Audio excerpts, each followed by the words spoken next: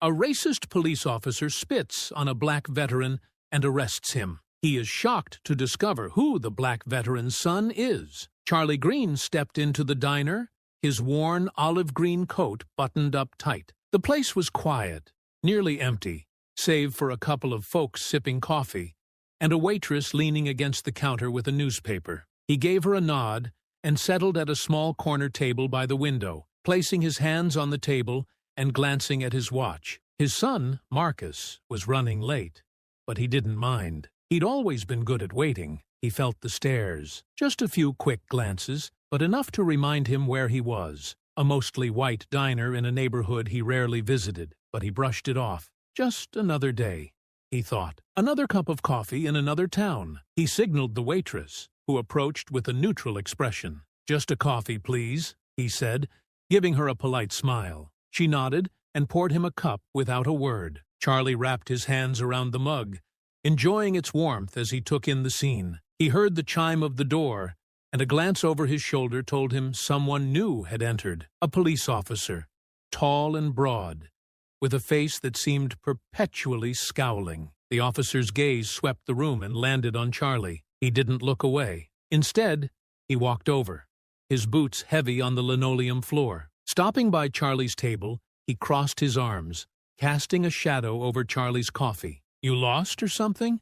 the officer asked, his voice carrying an edge. Charlie looked up, his face calm. "Just waiting for my son," he replied evenly, as if it were a routine question. But he knew better. He'd heard that tone too many times before. The officer's brow furrowed. "Your son, huh?"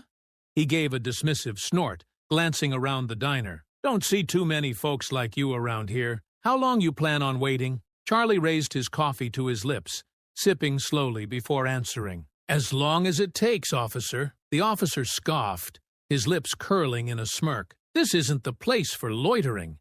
People get nervous, you know." Charlie kept his gaze steady. "I'm not here to bother anyone, just having coffee." The officer leaned in closer, his voice lowering. "Let me see some ID, old man." Charlie met his eyes, then reached into his coat pocket, pulling out his veteran ID and handing it over without a word. He watched as the officer took it, barely glancing at it before tossing it back onto the table with a sneer. "A vet? Not sure I'm buying it," the officer said, his tone dripping with disbelief. "You think some ID's enough to make you belong here?" Charlie didn't flinch. "Believe it or don't, I know who I am." The officer let out a harsh laugh, loud enough to draw a few looks from the other patrons. "Yeah, and I know the type, acting all polite, pretending you're somebody." Charlie's patience wavered for just a second, but he kept his tone calm. "You got a problem with me, officer?" The officer leaned in even closer, his voice now a harsh whisper.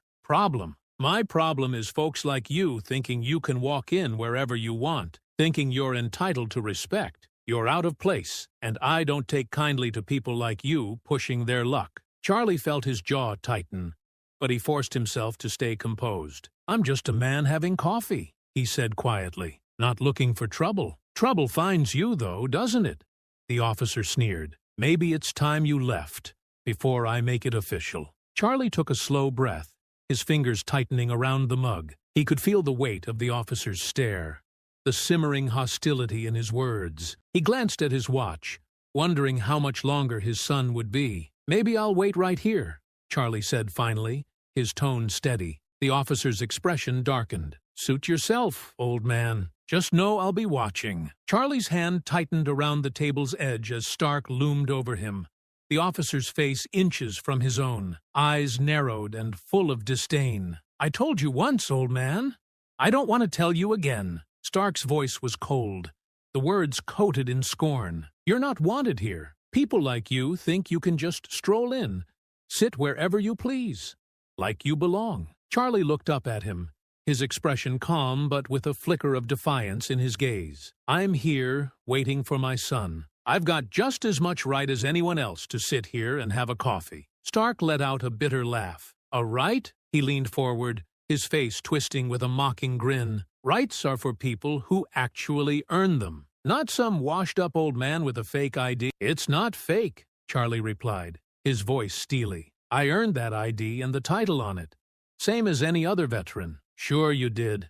Stark sneered. Guys like you always got a story, don't you? Always talking about how hard you had it, what you earned. He looked down his nose at Charlie. Well, maybe you haven't earned anything except a one-way ticket out of here. Charlie's voice grew firmer. I served this country with respect, and I didn't come here looking for trouble. I came for a quiet cup of coffee. Quiet? Stark laughed harshly, his voice echoing around the diner. Oh, I think you're making quite a bit of noise just sitting here, looking like you don't belong. He reached over, shoving Charlie's coffee mug across the table with a rough flick of his hand. The mug teetered before tipping over, spilling its contents onto Charlie's coat and dripping onto the floor. Charlie drew in a slow breath, steadying himself, but Stark leaned closer, a sneer pulling at his lips. You're making this place look bad. You know that? A place like this doesn't need your kind dragging it down, Stark said, his voice loud enough that nearby patrons were casting nervous glances their way. Charlie met his eyes, his voice low but resolute. I'm not going anywhere, officer. I'll leave when my son gets here, not because you're throwing a fit. A fit? Stark spat the words, his tone darkening. You don't get to talk to me like that, old man. I'm the law here. You don't just sit around disrespecting me like you think you're untouchable. Respect has to be earned, Charlie said, his tone razor-sharp, unwavering. Stark's face twisted in fury. Earned? You're telling me about earning respect? Coming in here, acting all high and mighty with your so-called veteran status, you think that makes you better than everyone else? I think it means I deserve to be here just as much as anyone else, Charlie replied calmly. Stark's eyes flashed. Oh, you deserve something, all right. He leaned closer, his voice dripping with contempt. People like you, acting like you're above the rules, like you're something special. I don't think I'm special, Charlie replied, the patience in his voice waning. But I know my rights, and I know that sitting here, having a coffee, isn't hurting anyone. Stark's lips curled into a sneer, and without warning, he leaned forward and spat, the glob landing on Charlie's coat. For a split second, the room froze as the onlookers gasped, and even the waitress took a step back, shocked. Charlie's jaw clenched, his hands tightening on the table, but he didn't move, his gaze unwavering as he stared up at Stark. Disgusting, isn't it? Stark taunted, a mocking smile spreading across his face. That's what you are. Something to be spat on. Something that doesn't belong. Charlie took a deep, steadying breath. Is that what you think? That you're better because of that badge on your chest? Stark's grin widened. It's not the badge, old man. It's what I represent. Order, control, things you people don't understand. And I'm telling you, right now, to get up and leave. Or I'll drag you out myself. Charlie's voice was barely above a whisper, but his words were clear. I've faced worse than you, officer, and I'm not moving. Stark's expression darkened, and he placed a hand on Charlie's shoulder, squeezing it hard, but Charlie didn't flinch. You're making a mistake, Stark hissed. You want to talk about respect? Well, respect means listening to authority, means knowing when to back down. Authority doesn't mean a right to abuse people, Charlie said, his voice growing firmer, each word pronounced with precision. And if you think pushing me around makes you stronger, then you don't understand respect. Stark's face contorted with anger, and without warning, he shoved the table, sending it clattering sideways. Charlie's chair rocked, and he barely caught himself before he tumbled to the floor. The officer's face was red now, his breathing harsh. He reached down, grabbed Charlie's shoulder, and pulled him to his feet. I told you to leave, he shouted, his voice echoing through the diner. You don't belong here, and I don't want to see you again. Got it? Charlie steadied himself, his voice calm but laced with iron. I don't answer to people like you. I answer to my own principles, and I'm not backing down. Stark's eyes glinted with rage, and he shoved Charlie backward. All right, tough guy. Let's see how brave you are in a cell. He yanked Charlie's arms behind him, roughly snapping on handcuffs as the onlookers watched, stunned into silence. You think you're above the law? Stark spat, his voice dripping with contempt. Well, let's see how that works out for you. Charlie's wrists strained against the cuffs, but his calm, weathered expression was beginning to crack as Stark shoved him roughly toward the squad car. The officer's smug, triumphant smirk seemed to push him closer to an edge he rarely crossed. "You think this makes you tough, don't you?" Charlie said, his voice low but laced with fury. "Think shoving an old man around? Throwing your weight around like this makes you a big man?" Stark sneered, barely glancing back. "Keep talking, old man. Won't change where you're going." Charlie let out a harsh laugh, bitterness bubbling to the surface. "Where I'm going? Boy, I've been places you couldn't survive for a minute. I've stared down men twice your size, and I didn't take half the disrespect you're showing me now." Stark stopped in his tracks, turning to face Charlie, his expression darkening. "Disrespect? You think you deserve respect?" He let out a cold laugh. "You think sitting there, acting like you're better than everyone, makes you worth a damn?" Charlie's eyes narrowed. "Better than everyone?" he repeated, his voice rising. "You want to talk about acting? Look at you, puffed up in that uniform, trying to prove something that isn't there. You're nothing but a bully and a badge." Stark's face twisted with anger, his grip tightening on Charlie's arm. "Watch it, old man. You're already in deep enough. No, you watch it," Charlie snapped, yanking his arm free despite the cuffs. "You think you're something special because you get to push people around. You think that uniform makes you invincible? That I'm supposed to cower because you've got a badge?" The officer's face turned red, his breathing quickening as Charlie's words hit home. He looked around, seeing the few patrons and bystanders watching them with horrified interest, their eyes darting nervously between him and the veteran. "Shut up," Stark growled, his voice dropping to a harsh whisper. "You're going to shut your mouth right now, or I swear, or you'll what?" Charlie interrupted, his tone fierce and unyielding. "You're already manhandling me, throwing me around like trash. What's next? You gonna beat down an old man in public because you can't handle a little truth?" Stark's face darkened, and he spat at Charlie, the glob landing on his coat with a sickening splat. "There's your truth," Stark hissed, smirking as he watched the spit slide down the fabric. Charlie looked down, his jaw clenched, and something inside him snapped. "You think that makes you powerful? You're a coward," he said, his voice seething with rage. "You think spitting on a man makes you strong? You're nothing but a disgrace to that uniform." Stark's expression faltered for just a second, his fists tightening as he struggled to keep his composure. "You don't know a damn thing about me, old man," he snarled. "You're a nobody, a washed-up relic, wasting space and making everyone else uncomfortable." "Oh, I know enough," Charlie shot back, his eyes blazing. "I know you're a scared little man, hiding behind that badge, because you'd be nothing without it. You're the kind that needs a uniform just to feel important. Aren't you?" Stark's face went crimson, and he stepped closer, his voice barely more than a hiss. "Keep talking, and I'll make sure you spend the night in a cell. I'll throw away the key if I have to." "Do it," Charlie said, his voice daring, his tone filled with contempt. "Throw me in a cell if that's all you know how to do. But remember, you're the one showing your true colors. You're the one acting like a scared, small-minded bully." Stark's lip curled, and he grabbed Charlie's shoulder roughly, shoving him toward the car. "You're done. I'm putting an end to this right now." Charlie pulled back, his eyes filled with a fire that surprised even him. "You don't get to put an end to anything," he said, voice rising with each word. "You think you're better than me? You think your badge makes you worth something? I served this country.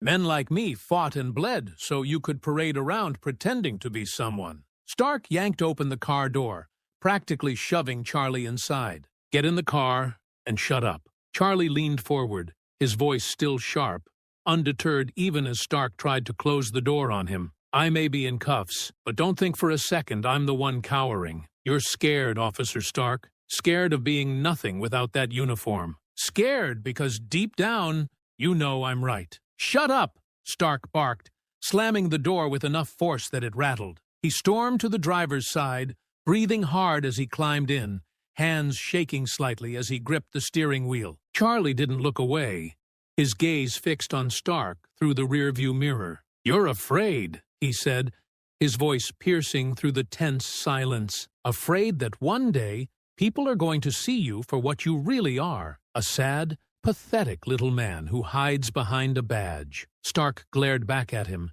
His face twisted with rage, but he said nothing. His jaw clenched as he started the car and pulled out of the diner parking lot. In the back seat, Charlie held his head high, his heart pounding with a mixture of fury and satisfaction. He knew he'd crossed a line with Stark, but he didn't care. He wasn't about to let this man reduce him to silence. As they drove toward the police station, neither spoke, the tension thick in the air. But Charlie knew, deep down, that his words had struck a nerve Stark wouldn't soon forget. Charlie's wrists were sore from the tight cuffs as Stark shoved him into the cold, empty cell. The officer's face wore a smug smile as he swung the cell door shut, the metal slamming into place with a loud clang. The sound echoed, and for a moment, all Charlie could hear was the hollow ring of the door sealing him in. Stark stood just outside the bars, crossing his arms with that same sneer. "Bet you're feeling pretty high and mighty now, huh?" he taunted, his voice dripping with contempt. "All that tough talk, and here you are, exactly where you belong." Charlie stood still, taking a slow, deep breath, letting his gaze rise to meet Stark's. "You think this makes you powerful?" he asked, his voice low and calm, but laced with a smoldering anger. "Think locking me up in here makes you a big man?" Stark's sneer only widened. "I think it reminds you who's in charge. You're nothing, old man. Just another troublemaker who thought he could walk in anywhere he wanted." Charlie's eyes narrowed. "I was sitting in a diner, waiting for my son. I didn't cause a scene. You did. But here you are, acting like some kind of hero because you got to throw around your weight." He shook his head, a bitter smile tugging at the corner of his mouth. "It's pathetic." Stark's face darkened, his posture stiffening as he gripped the bars. "Pathetic?" he spat. "You're sitting in a cell? And you've got the nerve to call me pathetic? You ought to be grateful I didn't do worse." "Worse?" Charlie's voice sharpened. "You're right. I've seen worse. I've seen it in men who thought power was something you used to hurt, to belittle, to control. They were cowards, every one of them, just like you." Stark's face reddened, his hands tightening on the bars as he struggled to keep his composure. "You don't know a damn thing about me," he hissed. "You think your service makes you special? Think you're entitled to something?" Charlie let out a hollow laugh. "Entitled? That's rich, coming from a man hiding behind his badge, because it's the only way anyone listens to him." Stark's grip on the bars tightened, his knuckles turning white. "Listen to yourself," he sneered. "You're just an old, bitter man sitting in a cell because you can't accept that your time's up. You don't belong here. Never did." Charlie's eyes held Stark's with steady defiance. "I belonged there just as much as anyone else. You made it about me, about what you think I am. And that's on you, Stark. That's your own weakness, not mine." Stark's face twisted with barely controlled rage. "You're done," he muttered, stepping back, his voice low. "Rot here and think about that." He turned on his heel and left, his footsteps echoing down the hallway, fading into the silence. Alone in the cell, Charlie felt the emptiness close in around him. The stark concrete walls, the cold metal bench, the harsh fluorescent lights, they all seemed designed to break a man's spirit, to remind him of his isolation, his helplessness. But Charlie refused to let it sink him. He wouldn't give Stark that satisfaction. He sat down on the hard bench, his shoulders squared, his head held high. He took a deep, steadying breath, forcing himself to focus, to keep the anger from clouding his mind. Yet, as he sat in that silence, memories began to surface. The weight of a service rifle, the cold of early mornings, the faces of men he'd fought beside, some who never made it back. He remembered why he'd served, why he'd fought, for freedom, for dignity, for respect, for the right to sit in any diner, in any town, without facing the kind of hatred Stark had thrown at him today. The anger simmered in his chest, but now it was laced with resolve. He wouldn't let Stark or anyone else make him feel small. He had fought for the right to be here, to be treated with respect. And he knew that, one way or another, the truth would come out. He'd raised a son who understood justice, who knew right from wrong. He knew that soon enough his son would arrive. And when he did, Stark would have to answer for what he'd done. In the silence of that cell, Charlie sat tall, determined, the fire in his heart undimmed. Charlie had been sitting in the cell for what felt like hours, the cold metal bench unforgiving beneath him. His patience remained steady, but a sense of anticipation grew within him. He knew Marcus would be here soon. His son would not stand for this. Outside the cell, down the corridor, a commotion broke the silence. Raised voices echoed down the hall, followed by hurried footsteps. Charlie straightened, his heart pounding as he recognized the familiar, commanding voice of his son. "What the hell is going on here?" Marcus's voice was unmistakable, carrying the weight of authority and fury. There was a pause, a shuffle of uncomfortable murmurs from the officers around him. Stark, who had been leaning by the front desk with a smug expression, looked up in shock, his face turning ashen as he realized who had arrived. He swallowed, his arrogance wavering, but he quickly tried to put on a facade of professionalism as he approached Marcus. "Captain Green, I didn't expect you to be here," Stark stammered, attempting a calm tone. Marcus's gaze fixed on Stark, ice cold, his jaw set. "Didn't expect me?" he repeated, his voice dripping with contempt. "Did you think I wouldn't find out? You thought no one would say anything about you manhandling my father and throwing him in a cell?" Stark's face flushed, and he opened his mouth, trying to find the words. "Sir, I didn't realize he was your father. I thought that he was some random black man you could throw your weight around with." Marcus's tone was deadly. He took a step closer, his eyes blazing with barely contained rage. "You didn't even bother to look at him as a human being. You saw what you wanted to see. A man you thought you could bully, and you thought you'd get away with it." Stark's face was pale now, but he tried to regain control. "Captain, with all due respect," he was being belligerent, disrespectful. "I was keeping the peace." People at the diner were uncomfortable. Uncomfortable? Marcus's voice cut through the room like a blade. "The only one making people uncomfortable was you, Stark. Every witness I spoke to said my father was sitting quietly, minding his own business, until you showed up with your contempt and your fists, and instead of handling it professionally, you humiliated him. You spat on him. You threw him in a cell because you wanted to feel powerful." Stark's defiant demeanor wavered, but he forced himself to keep speaking. "Sir, I didn't know he was your father, and honestly, it wouldn't have changed anything. He was acting like he didn't belong there, and he refused to leave when I asked." Marcus's fists clenched, his knuckles white. "Didn't belong there? You think that because you wear a badge,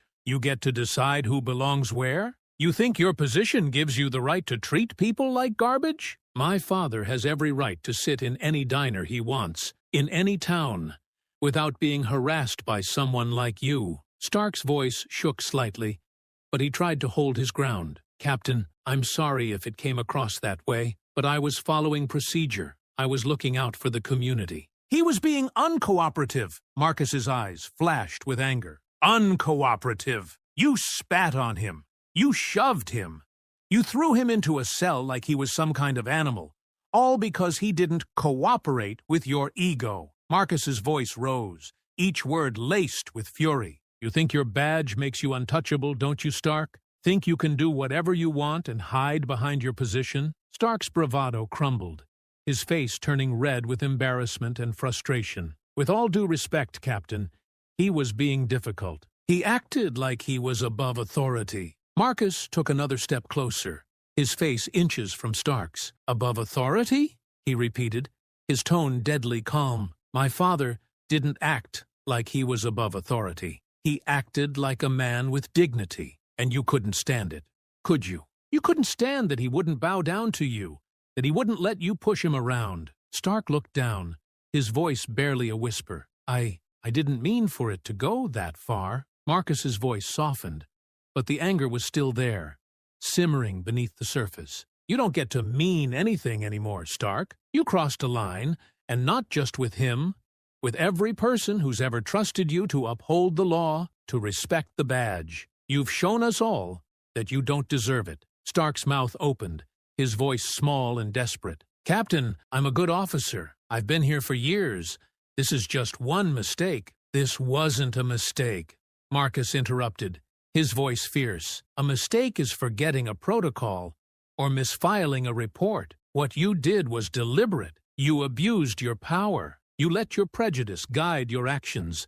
And you humiliated a man who deserved respect. You treated him like less than human because of your own bigotry. The room was silent, as Marcus's words hung in the air, stark and heavy. Officers nearby stood quietly, their expressions a mix of discomfort and unease as they listened, avoiding Stark's gaze. Stark swallowed, his voice barely audible. So, what now? Marcus's gaze hardened. Now, you're going to take responsibility for what you've done. You're going to face a formal review, and if there's any justice in this department, you'll be out of here before the week is over. Because we don't need officers like you who treat people like dirt. Stark's face flushed with anger and humiliation, but he nodded stiffly, realizing he was out of options. Marcus took a final step back, his gaze unwavering. And if you think for a second that this is over, Marcus added, his voice cold, think again. You will answer for every action, every word. You've disgraced the badge and this department, and you don't get to walk away unscathed. Stark looked down, his face ashen, his defiance finally shattered. Marcus turned, the fury in his eyes still smoldering, and walked to the cell where his father sat, the lock clicking open. Charlie stood, meeting his son's gaze with a steady look of pride and gratitude. Without another word, Marcus led his father out, the tension in the room palpable as officers watched in silence, each one knowing that justice had begun its course. Marcus guided his father out of the station, the weight of the incident still heavy on both of them. As they reached a quiet corner outside, Marcus stopped and turned to face Charlie, his eyes filled with a mixture of anger, regret, and a deep, unspoken admiration. Dad, Marcus began, his voice uncharacteristically hesitant. I'm sorry I didn't get there sooner, that you had to sit in that cell at all. Charlie put a hand on his son's shoulder, squeezing it gently. Marcus, you did right by me, he replied, his voice steady, calm. You didn't let him get away with it. That's what matters. You can't be everywhere, son, but you can set things right when it counts. Marcus's jaw tightened as he looked away, his gaze fixed somewhere in the distance. I can't believe he did that to you, he muttered, the anger flickering back into his expression. I knew Stark had issues, but I never imagined he'd go that far.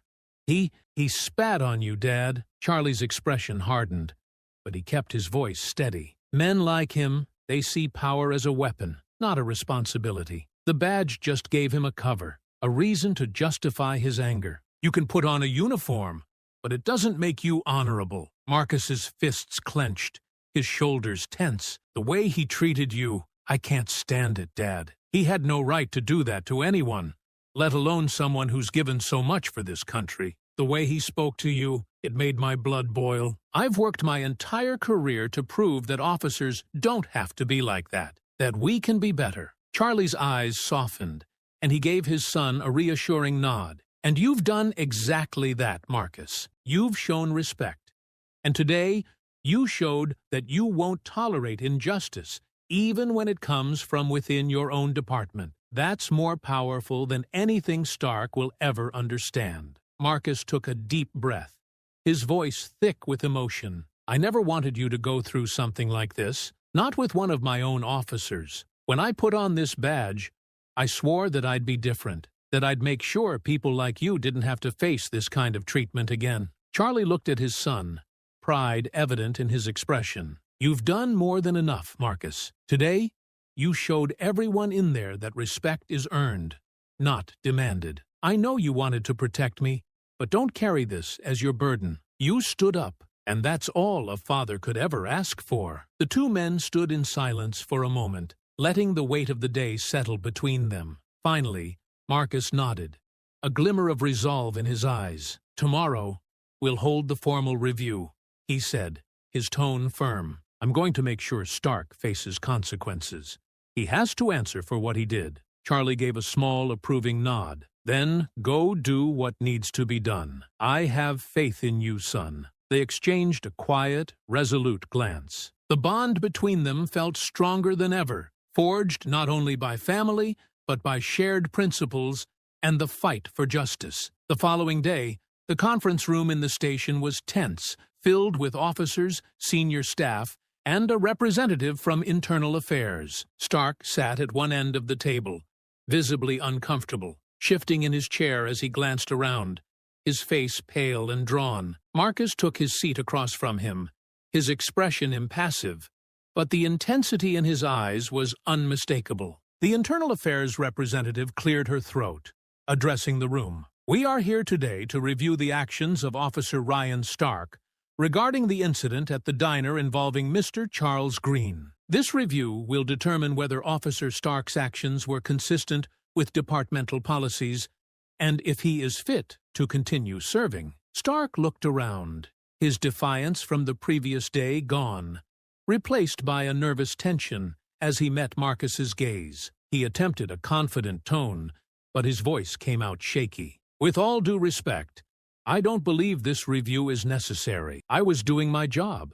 I followed procedure." Marcus leaned forward, his voice steady but filled with a barely controlled fury. "You followed procedure? You mean to tell us that spitting on an elderly man, roughing him up, and locking him up was your idea of procedure?" Stark's face flushed, but he forced himself to continue. "Sir, he was uncooperative, disrespectful. He refused to leave when I asked. I felt it was my duty to remove him from the premises for the safety of the other patrons." Marcus's tone grew colder. "For the safety of the patrons? You really expect us to believe that a 70-year-old man sitting quietly in a diner posed a threat to anyone? Or is it that you felt he didn't belong there?" Stark's eyes flicked to the other officers around the table, seeking some support, but all he received were stony, disapproving glares. He took a breath,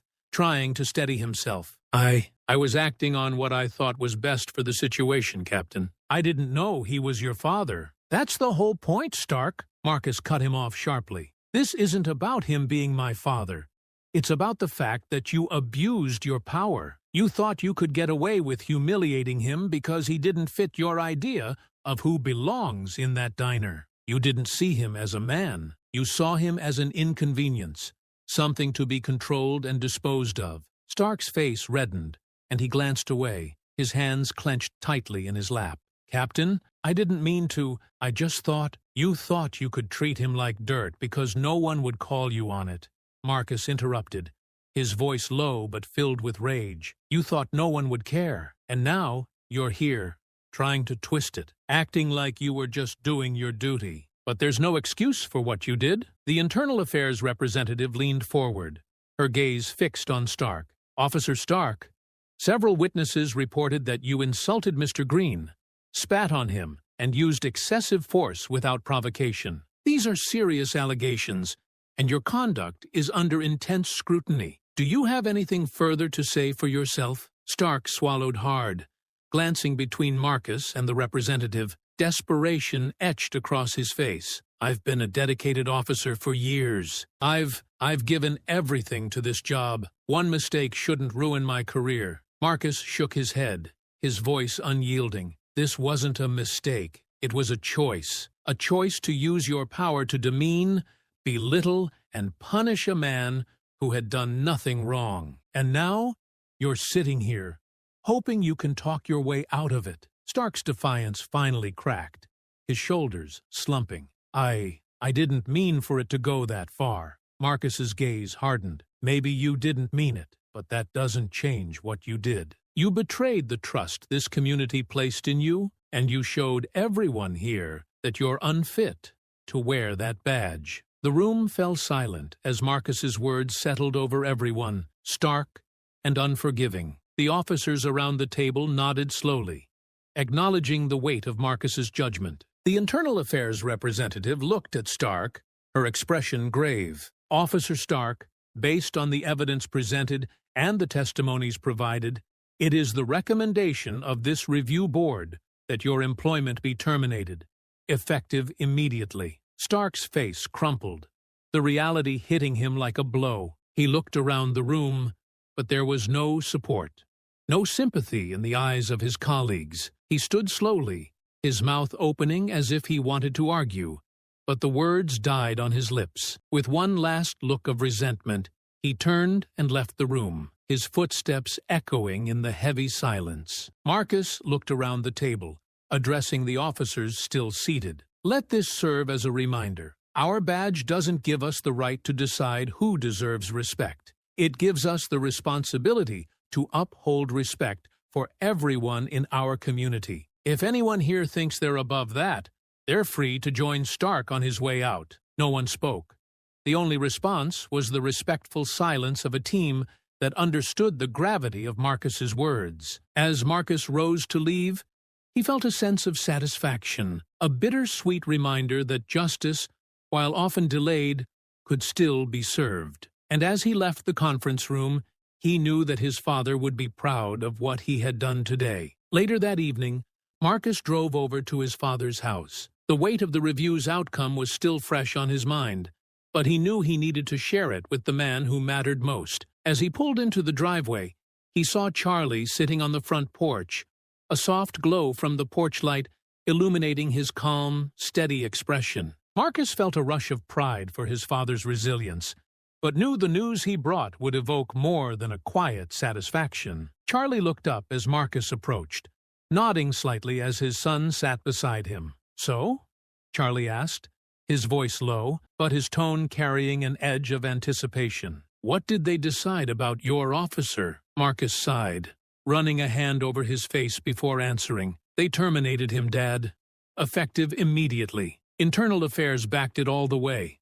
Stark won't be wearing that badge again." Charlie nodded, a grim satisfaction in his eyes. Good. He didn't deserve to wear it in the first place. They sat in silence for a moment, letting the news settle between them. The quiet night air was cool, and the distant sounds of crickets filled the silence as Marcus gathered his thoughts. "Dad, I want you to know I meant every word I said in that review," Marcus finally said, his voice steady. "I wanted them all to understand just how far he crossed the line, how that kind of behavior has no place in our department." Charlie glanced at him, his expression unreadable, but there was a spark of gratitude in his eyes. "You stood up, son, and you made sure they knew it wasn't just a minor slip-up, or a mistake, as he tried to call it. You made sure they saw the truth." Marcus's gaze dropped, his shoulders tense. "The way he treated you, Dad, it makes me sick to think someone like that could have that kind of power. To be able to throw his weight around like that,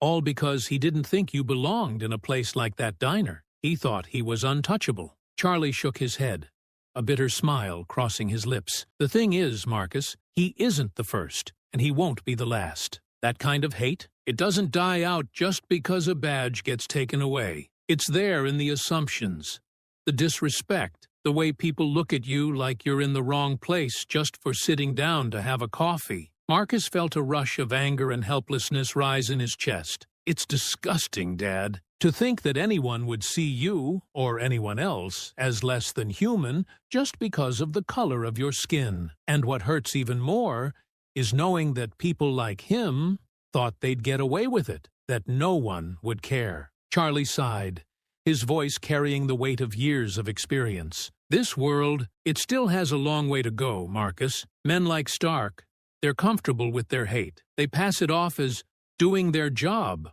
or following procedure, and too many people look the other way." Marcus looked over at his father, his heart heavy with frustration. "I don't know how you do it, Dad, how you've put up with this kind of ugliness your whole life. I mean, after everything you've been through, after everything you've given, they still see you as less." Charlie's eyes hardened, his voice steady. "That's exactly why I don't back down, Marcus. Because if I let men like Stark make me feel small, if I let them dictate where I belong, then I'd be giving them exactly what they want. And I won't do that, not after all the men I've served with, all the friends I've lost. They deserve better than that, and so do I." Marcus nodded slowly, his respect for his father growing with every word. "You're right, Dad. They do, and you do. I wish it didn't have to be this way. I wish you didn't have to keep fighting just to be treated like a person." Charlie's gaze softened, and he placed a reassuring hand on Marcus's shoulder. "You did your part today, son. You made sure that man faced consequences for his actions, and maybe,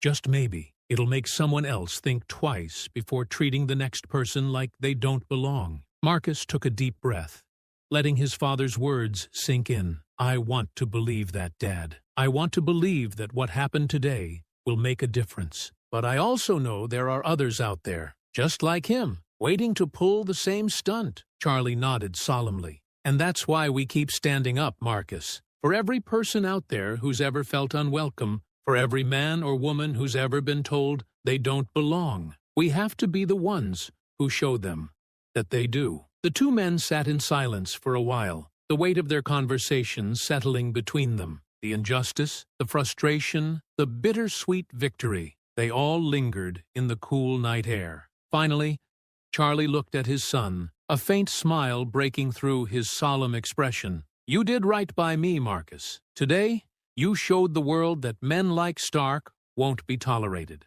And as long as there are people like you out there, maybe there's a chance things will change. Marcus returned the smile, feeling a renewed sense of purpose and determination. Thank you, Dad, for everything. For teaching me what it means to stand up, to show respect, and to never back down. Charlie nodded, his eyes filled with pride. Anytime, son, anytime. As they sat together, watching the stars above, Marcus knew that, while the fight was far from over, he was part of something bigger. And as long as his father's quiet strength guided him, he would continue to fight for justice, for dignity, and for respect, one day at a time.